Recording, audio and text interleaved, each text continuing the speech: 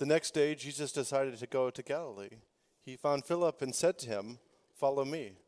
Now Philip was from Bethsaida, the city of Andrew and Peter. Philip found Nathanael and said to him, "We have found him, about whom Moses in the law and also the prophets wrote, Jesus, son of Joseph from Nazareth."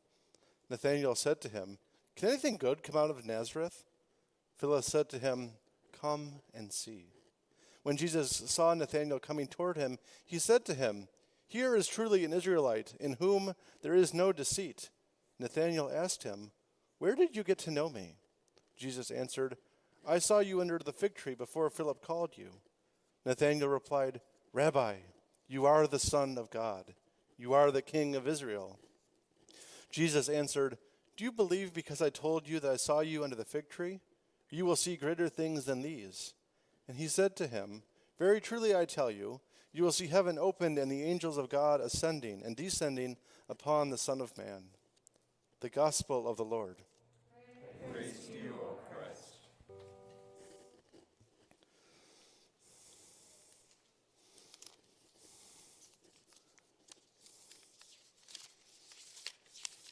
This is where a sermon gets a little frantic because I can't seem to find the first page of it.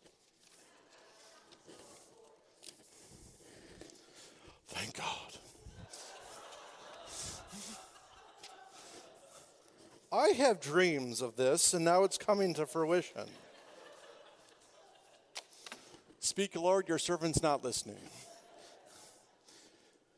And it's very important that I have the whole entirety of the sermon here because in commemoration of Martin Luther King Jr. Day, which is tomorrow, I've chosen to read Martin Luther King's letter from a Birmingham jail. I also find it appropriate, before I begin, as a white person, that I will be redacting one word from my reading from today's letter. That is the N-word, which I don't believe any white person should be speaking, including myself. So, from Dr. Martin Luther King Jr., dated April 16th, 1963. Dear fellow clergymen, while confined here in the Birmingham City Jail, I came across your recent statement, calling our present activities unwise and untimely. Seldom, if ever, do I pause to answer criticism of my works and ideas. But since I feel that you're men of genuine goodwill, and your criticisms are sincerely set forth, I would like to answer your statement, in which I hope will be patient and reasonable terms. I think I should give the reason for my being in Birmingham, since you've been influenced by the argument of outsiders coming in. I've had the honor of serving as president of the Southern Christian Leadership Conference, an organization operating in every southern state with headquarters in Atlanta, Georgia. We have some 85 affiliate organizations all across the South. Several months ago, our local affiliate here in Birmingham invited us to be on call to engage in a nonviolent direct action program if such were deemed necessary. We readily consented. If in the nonviolent campaign, there are 4 basic steps. 1, collection of the facts to determine whether injustices are alive. 2, negotiation. 3, self-purification. And 4, direct action. We have gone through all of these steps in Birmingham. Birmingham is probably the most thoroughly segregated city in the United States. Its ugly record of police brutality is known in every section in the country. Its unjust treatment of Negroes in the courts is a notorious reality. There have been more unsolved bombings of Negro homes and churches in Birmingham than any other city in this nation. These are hard, brutal, and unbelievable facts. On the basis of these conditions, Negro leaders sought to negotiate with the city fathers. But the political leaders consistently refused to engage in good faith negotiation. Then came the opportunity last September to talk with some of the leaders of the economic community. In these negotiating sessions, certain promises were made by the merchants, such as the promise to remove the humiliating racial signs from the stores. On the basis of these promises, Reverend Shuttlesworth and the leaders of the Alabama Christian Movement for Human Rights agreed to call for a memorandum of any type of demonstrations. As the weeks and months unfolded, We realized that we were the victims of a broken promise. The signs remained.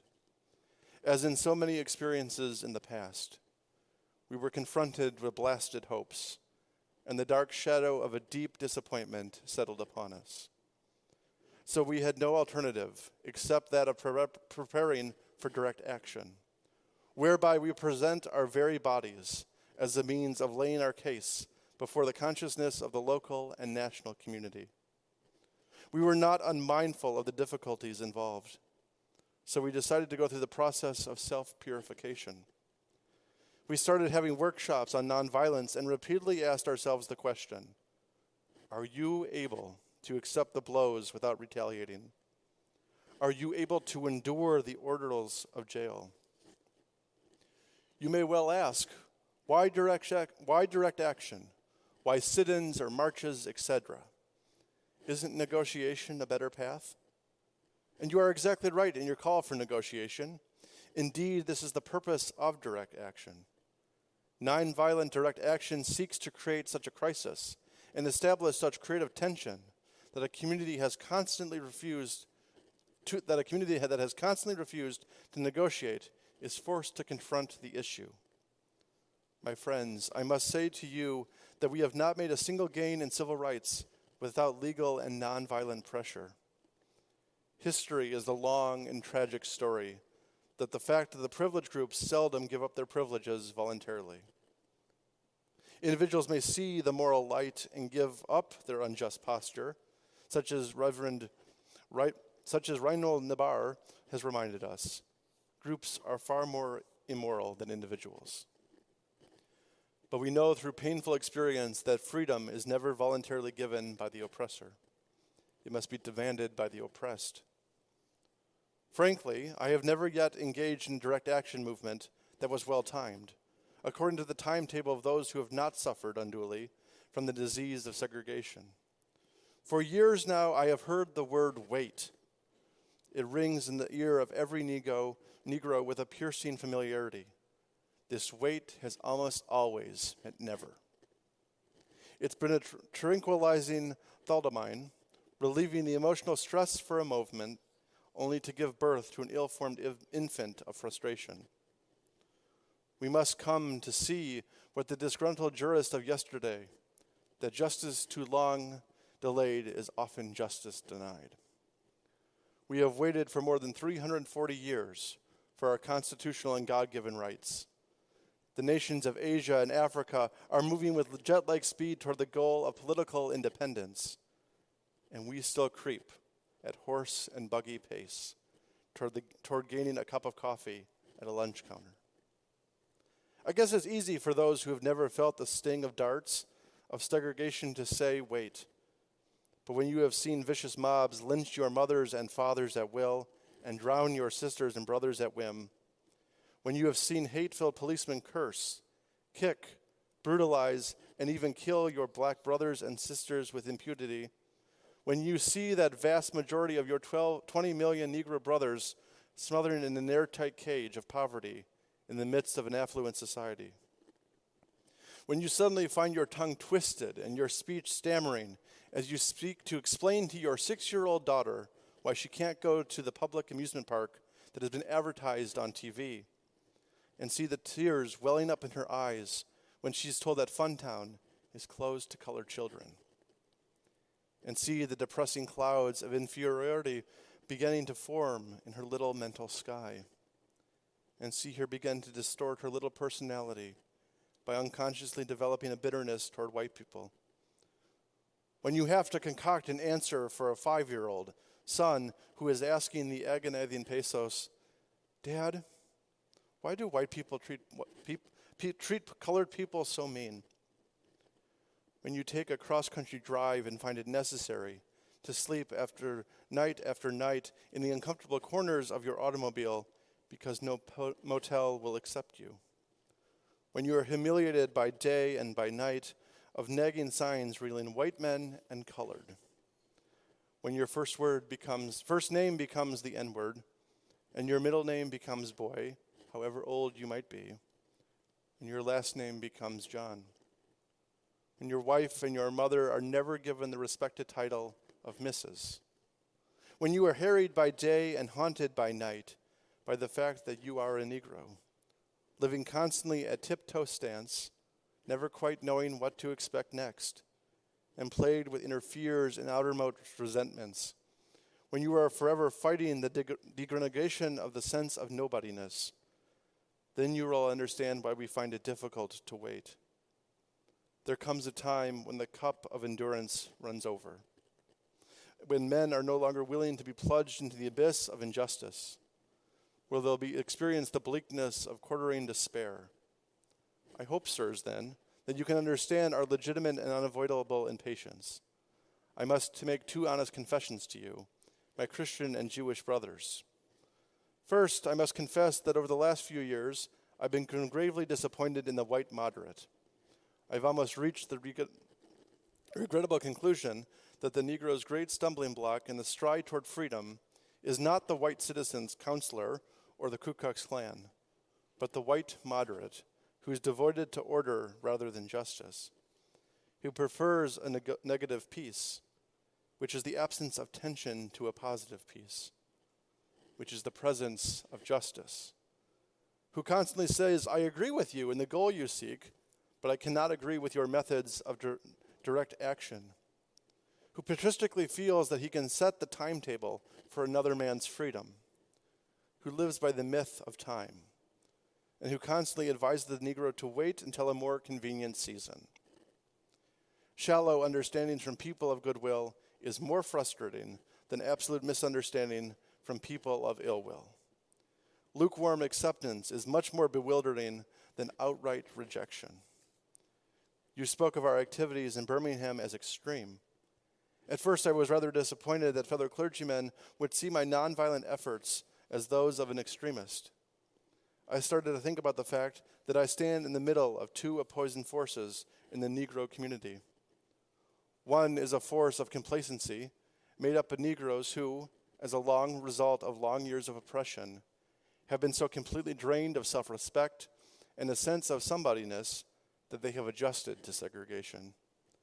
And I saw a few Negroes in the middle class who, because of a degree of academic or economic security, and at points they seem to profit from segregation, have unconsciously become insensitive to the problems of the masses.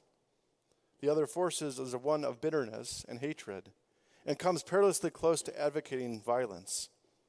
It is expressed in the various black nationalist groups that are springing up all over the nations, the largest and best known being Elijah Muhammad's Muslim movement. This movement is nourished by the contemporary frustration that over the continued existence of racial discrimination. It is made up of people who have lost faith in America, who absolutely are repugnant of Christianity, who have concluded that the white man is an incurable devil. The Negro has many pent-up resentments and latent frustrations. He has to get them out. So let him march sometime. Let him have his prayer pilgrimages to the city hall. Understand why he must have sit-ins and freedom rides. If his repressed emotions do not come out in these nonviolent ways, they will come out in more ominous expressions of violence. This is not a threat. It is a fact of history. So I have not said to my people, get rid of your discontent. But I have tried to say this is normal and healthy discontent can be channeled through creative outlets and nonviolent direct action. In spite of my shattered dreams of the past, I came to Birmingham with the hope that the white religious leadership in the community would seek the justice our cause and with deep moral concern serve as the channel through which our just grievances could get through the power structure. I had hoped that each of you would understand, but again, I have been disappointed. I have heard numerous religious leaders of the South call upon their worshipers to comply with the desegregation decision because it is the law. But I have longed to hear white ministers say, follow this decree because integration is morally right, and the Negro is your brother. In the midst of blatant injustices inflicted upon the Negro, I have watched white churches stand on the sideline and merely be mouth pious and relevant in the midst of a mighty struggle to rid our nation of racial and economic injustice. I have heard so many ministers say, those are social issues, which the gospel has no real concern. And I have watched so many churches commit themselves to a completely otherworldly religion, which has made a strong, strange distinction between body and soul, the sacred and the secular. I hope that this letter finds you strong in the faith. I hope also that circumstances will soon make it possible for me to meet each and every one of you, not as an integrationalist or a civil rights leader, but as a fellow clergyman and a Christian brother. Let us all hope that the dark clouds of racial prejudice will soon pass away, and the deep fog of misunderstanding will be lifted from our fear-drenched communities. And in some not distant tomorrow, the radiant stars of love and brotherhood will shine over our great nation with all their scandalizing beauty. Yours in the peace of peace. Yours for the cause of peace and brotherhood, MLK Jr. Amen. May it be so.